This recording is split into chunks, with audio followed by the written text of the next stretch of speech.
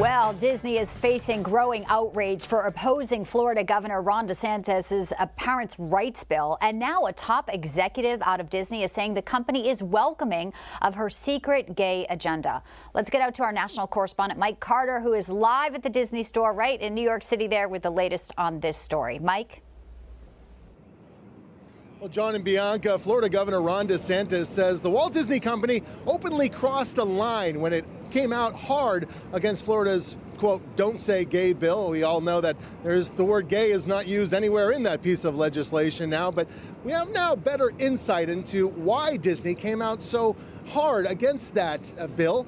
In newly leaked video from a Disney all-hands meeting, Mouse execs can be heard talking about things such as doing away with gendered language in its theme parks as early as last summer. Take a look.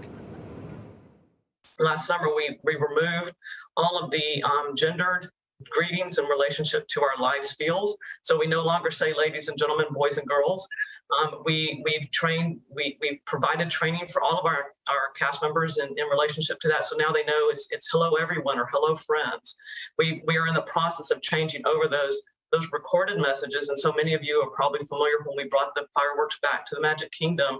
We no longer say ladies and gentlemen, boys and girls. We say dreamers of all ages.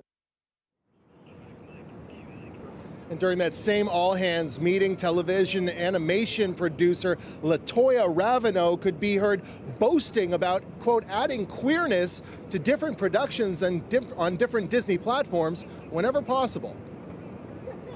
All that like momentum that I felt, like that sense of I don't have to be afraid to like, let's have these two characters kiss. Let's in the background. Like I was just wherever I could, just basically adding queerness to like if you see anything queer in the show, I'm proud of them. But like I just was like, no one would stop me. And Ron DeSantis' spokeswoman, Christina Pusha, has slammed Disney for failing to come out to condemn China's condemnation and Uyghur genocide, saying towards China, saying it's much worse than silence. Disney's is much worse than silence by not saying anything at all. But take a look at this. Look at these headlines from last summer. August of last year, 3 Disney employees were arrested as part of a 17-person child predator sting in Florida. Well, if that's not bad enough, just earlier this month, 3 more Disney employees were arrested in part of a 100-person human trafficking operation, also in Florida. So it looks like, John and Bianca, Disney has a lot going on in-house to deal with before it starts looking outside. House of the Mouse. All right, Mike Carter live in New York City. Great stuff, Mike. Thank you. All right, joining us now for Brand Power is media relations expert and host of Wake Up America, Alison Maloni. Wake Up America Weekends, I should clarify. Alison, great to have you with us. Great to be with you. All right, so Disney recently tweeted out a statement against the bill following employees walking out, but Governor DeSantis is not backing down. Here's what he said yesterday. If we would have put in the bill that you were not allowed to have curriculum that discussed the oppression of the Uyghurs in China, Disney would have endorsed that in a second. And that's the hypocrisy of this. And, we're going to make sure we're fighting back when people are threatening our parents and threatening our kids. You know, Alison, the governor also made a great point yesterday that the state is governed by him. He's elected by the people, and it's not governed by, some woke corporation that's based in Hollywood, California. Disney, even though they, of course, have the park in Florida. Is this a good move by Disney? They are going all in on this stuff. It's not. We've talked about this before on the show. Corporations, organizations really should stay out of politics. I don't know if they're following suit with Coca-Cola, or baseball, where they decided to, because they were upset with the voters' rights bill in Georgia, to pull out of there. But we don't want organizations to be involved in social issues and politics. They want to go to Disney World and go to the happiest place on earth, go on some rides, have a Mickey ice cream cone and call it a day. Again, I think that this is going to hurt them. They were pretty quiet about this bill until they started getting pushback internally and then from people on social media. Then the CEO issued a statement internally saying he's sorry, that he's going to work to fix this. So now they're going all in, and I don't see them stopping. Right. No, and as a mom, and John, I don't know if you still have younger kids. I'm just glad my daughter's past that Disney age, so I don't feel any guilt on having to drag her to the park here, because this is tough. And, Alison, John and I were watching some of the, further proof, you could say, of Hollywood's agenda and hating the right. I want to play this clip for you and talk about it after. Don't say, you Nazi pig. Say, First Amendment. Read about it. Then run for office. You piece. Oh, Ron Perlman, big actor there, Hellboy. And, do you kiss your mother with that mouth? I mean, I was distracted a little bit. How about he read the bill before commenting on it? He obviously, he's never read a word of the bill.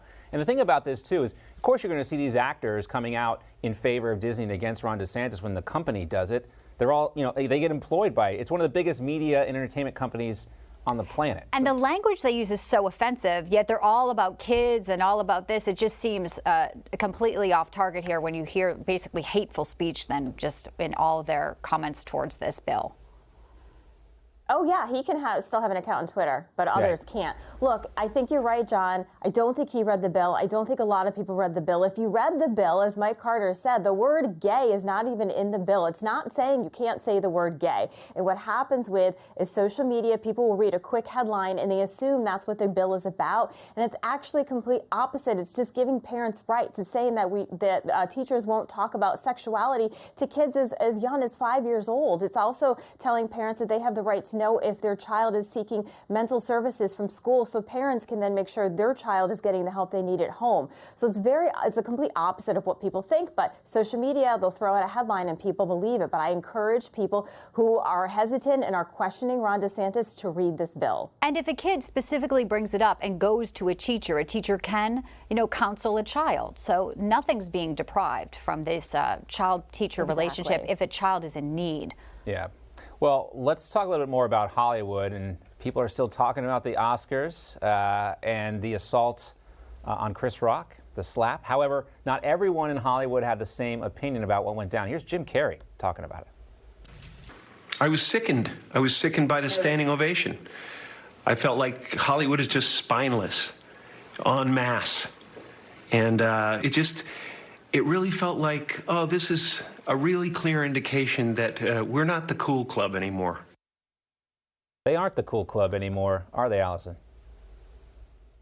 No, they're not. And, I think that Gayle King actually pushed back on that interview and said, well, wasn't he really instigated? Didn't he have basically, she was defending Will Smith. But look, Jim Carrey is saying what a lot of people think. And I think people are starting to really realize, people in Hollywood, that they're not paying attention to things. They have their own agenda. And, Jim Carrey, he really hasn't gotten a lot of flack for what he said because I think a lot of people are supporting him. And obviously there'll be a vote by the Academy on whether or not he can keep his award. Remains to be seen. Their first inclination, though, when this happened Monday, was to put out a very vanilla statement. They obviously saw public outcry and quickly made it a bigger issue in the Academy. Yeah, absolutely. I don't think they were expecting that this would go so far. And what's today, Wednesday, we're still talking about this. This is all over, and every day there's a new story about this. So I don't think it's going away anytime soon. Guys, I was watching the old clips of Ricky Gervais and Mel Gibson. There were a couple exchanges, one from the Academy Awards and one from the Golden Globes a few years later. And that's when this stuff was actually still kind of fun, a little bit. Mel Gibson got made fun of by Ricky Gervais, and he came back on stage a few years later and roasted Ricky Gervais. I don't care. I don't care. And he has the beer.